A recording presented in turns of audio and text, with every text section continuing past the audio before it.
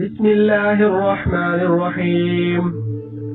آمن الرسول بما أنزل إليه من ربه والمؤمنون كل آمن بالله وملائكته وكتبه ورسله لا نفرق بين أحد من رسله وقالوا سمعنا وطعنا غفرانك ربنا وإليك المصير. لا يكلف الله نفسا إلا وسعها لها ما كسبت وعليها ما اكتسبت ربنا لا تؤاخذنا إن نسينا أو أخطأنا ربنا ولا تحمل علينا إصرا كما حملته على الذين من قبلنا ربنا ولا تحملنا ما لا طاقة لنا به واعف عنا واغفر لنا وارحمنا أنت مولانا فانصرنا على القوم الكافرين.